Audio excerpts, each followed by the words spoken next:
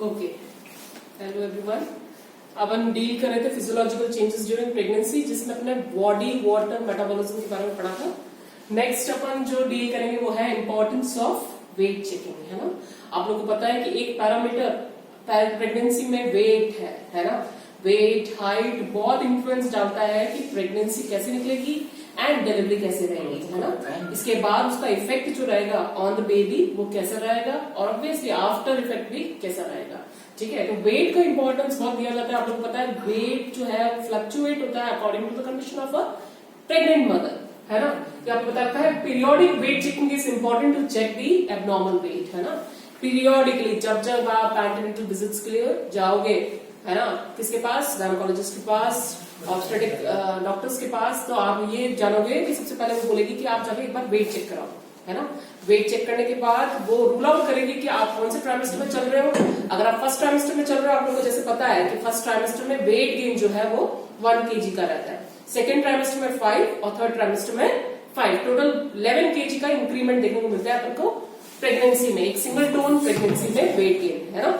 उसके बाद क्या होता है, रैपिड वेट गेन जो है that increases to about 0.5 kg और 1 lb, lb is libra unit, pounds की यूनिट है ना, 1 lb अ वीक और मोर। आप कहते हो कि एक वीक में कम से कम आपका जो वेट गेन होना चाहिए दैट इज 0.5 kg के कलर होना चाहिए, या फिर अगर मैं पाउंड्स यूनिट को बोलूं तो 1 लिब्रा होना चाहिए, ठीक है, अ वीक और मोर। फिर उसके बाद है early manifestation of preeclampsia is a careful supervision. Preeclamptic state में आप देख सकते हो क्या, oedema whole through the body, है ना, तो इसके कारण वेट गेन देखने को मिलता है, इजंट इट। और ऑब्वियसली ये वेट गेन जो है वो इफेक्ट डालता है, again weight of a mother जो इफेक्ट डाल रहा है जनरली वो लीड कर सकता है कोई कॉम्प्लिकेशंस के लिए। तो अपन कह सकते हैं अगर वेट गेन देखने को मिल रहा है अपन को फर्स्ट ट्राइमेस्टर में मोर देन 1 kg, जो कि अपन कह सकते हैं ड्रास्टिक इंक्रीज है, that is all because of any associated craze जो कि प्रेगनेंसी में हो रही है, तो हो सकता है वो प्री एक्लेम्टिक स्टेट हो। अब प्री एक्लेम्शिया क्या होता है, that is hypertensive disorder of pregnancy, isn't it. तो प्री एक्लेम्टिक स्टेट में अपन मदर का ड्रास्टिक इंक्रीमेंट देख सकते हैं वेट के चेंज में, ठीक है। नेक्स्ट स्टेशनरी फेलिंग वेट, है ना, एक और कंडीशन होती है, एक तो वेट गेन की कंडीशन होती है, एक है वेट लॉस की कंडीशन। वेट लॉस की कंडीशन किस केस में हो सकती है, इस वो वाले केसेस में हो सकती है जिसमें अपन कह सकते हैं इंट्रायूट्राइन ग्रोथ रिटार्डेशन हो बच्चे का, या फिर इंट्रायूट्राइन डेथ केस हो।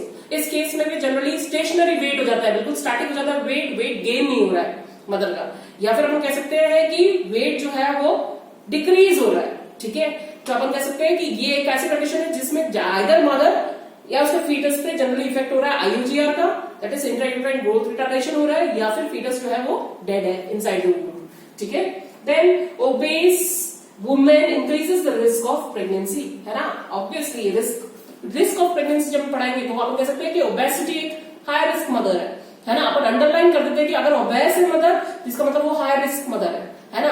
ऐसी प्रेग्नेंट मदर्स का वेट चेकिंग बहुत इंपॉर्टेंट है, क्योंकि ऐसी मदर्स का मस्कुलेचर जो है वो वेट डाल रहा है, बल्कि वो वेट जो है वो प्रेगनेंसी एसोसिएटेड नहीं है, मस्कुलेचर के कारण वेट गेन है ना। और ये मस्कुलेचर वेट गेन जो है वो कहीं ना कोई सिस्टमिक डिजीज के साथ एसोसिएटेड है, isn't it? तो जरूरी है ये जानना कि वेट गेन जो है, अगर ओबेस मदर में वेट गेन देखने को मिल रहा है, that means it is related to any other system, not the pregnancy related system. Have you understood?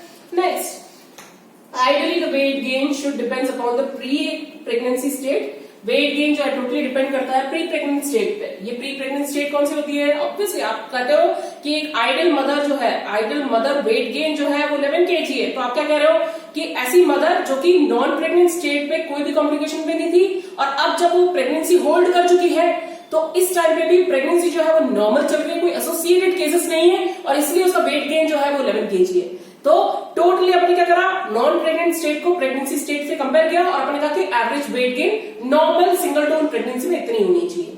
लेकिन अगर एसोसिएटेड केसेस है तो इस केस में आप कह सकते हैं कि वेट गेन जो है वो ड्रास्टिक फ्लक्चुएशन दिखा सकता है। जैसे मैंने बताया ओबेस मदर का फ्लक्चुएशन बिकॉज ऑफ मस्कुलेचर है, ऐसे ही अगर आईयूजीआर आईयूडी है तो वो फ्लक्चुएशन फॉल पे देखने को मिलता है। ऐसी in case of pre eclampsia वाली केसेस में weight gain that is all because of hypertensive disorders, isn't it? और अगर और भी केसेस जैसे मैं पढ़ाऊंगी तुम लोग आगे, ओलिगोहाइड्रोमेनोस एंड पॉलीहाइड्रोमेनोस, ये भी एसोसिएटेड केसेस है प्रेगनेंसी की।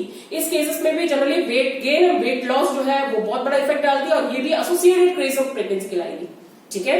नेक्स्ट, बॉडी मास इंडेक्स पे भी इफेक्ट पड़ता है। जनरली अपन कह सकते हैं कि बॉडी मास इंडेक्स भी बहुत फ्लक्चुएट होती है। तो अगर मैं बोलूं कि नॉर्मल केस में बॉडी मास इंडेक्स जो एवरेज मदर जिसकी वेट एवरेज है according to her height and weight, तो उस केस में 20 to 26 के बराबर होना चाहिए। और वेट गेन की जो फ्लक्चुएशन है, एवरेज रेट जो है वो वैरी कर सकती है अबाउट 11 to 16 kg।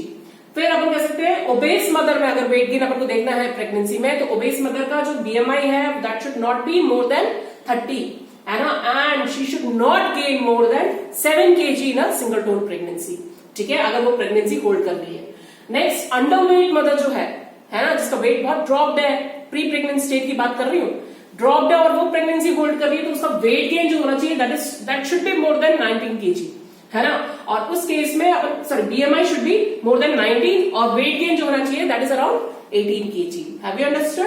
तो अपन ये कहते हैं कि इस सारी कंडीशंस में अपन कह सकते हैं कि दिस इज नॉर्मल प्रेगनेंसी वो होल्ड कर रही है।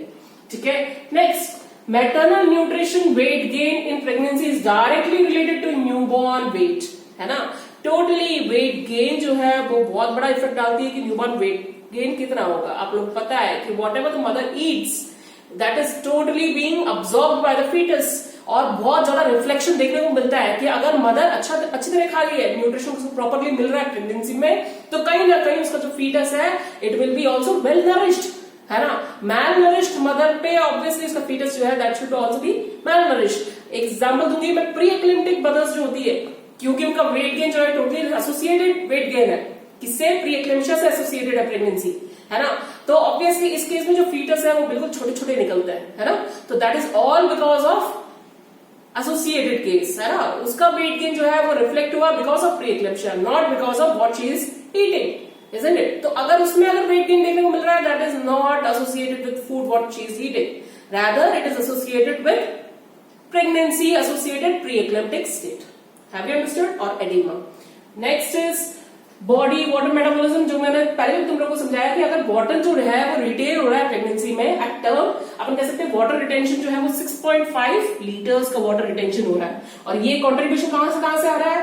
फीटस के एक्सीडेट से आ रहा है, प्लासेंटा आ रहा है, एमनियोटिक फ्लूइड और भी contributions because of the effect of various hormones. मैंने उस दिन एग्जाम्पल तुम लोग को बताया था पहले भी कि जनरली प्रेगनेंसी जो है स्टेट ऑफ हाइपोवोलेमिया है, हीमोडाइल्यूशन है, इन सब पे आंसर एक ही रहेगा।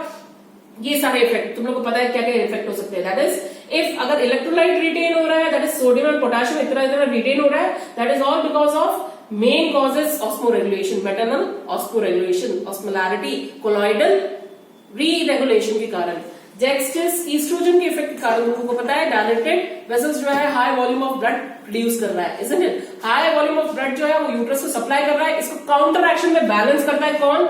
The RAS system and aldosterone, isn't it? Finally उसको आर्जिनाइन जो है, आर्जिनाइन भी है, वो क्या करेगा? जनरली पोस्टीरियर पिट्यूटरी से रिलीज होता है, इजंट इट? वो भी रिटेंशन लेके आ रहा है, वाटर एंड सोडियम रिटेंशन, और ये सब कुछ क्या कर रहा है? मीट कर रहा है डिमांड ऑफ फीटस को। And finally arterial natriuretic peptides, ये भी जनरली कंट्रीब्यूट कर रहा है जनरली फॉर दी व्हाट?